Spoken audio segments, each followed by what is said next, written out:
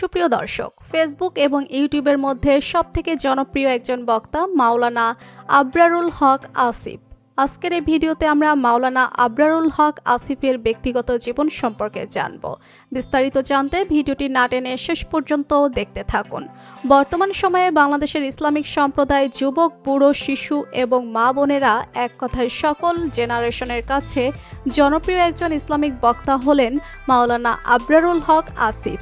জনপ্রিয় Islamic scholar Mizanur Rahman আজহারের মতো অসাধারণ কথা বলার ধরন এবং মানুষকে সুন্দরভাবে ইসলামের পথে আহ্বান করেন আবরারুল হক আসিফ।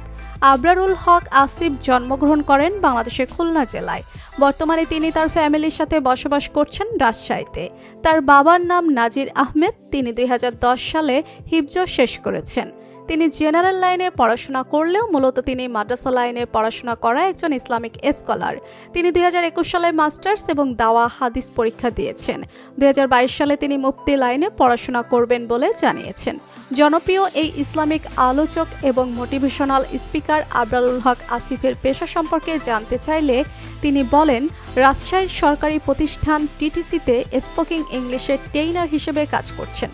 এছাড়াও তিনি বর্তমানে রাজশাহীর জিয়া পার্ক মসজিদে খতিব হিসেবে দায়িত্ব পালন করছেন।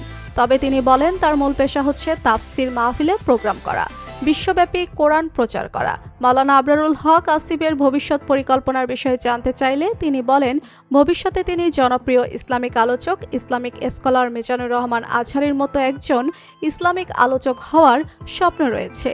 প্রত্যেকটি ঘরে ঘরে ইসলামের আলো ছড়িয়ে দেওয়া, দেশের যুব সমাজকে ইসলামের পথে আনা।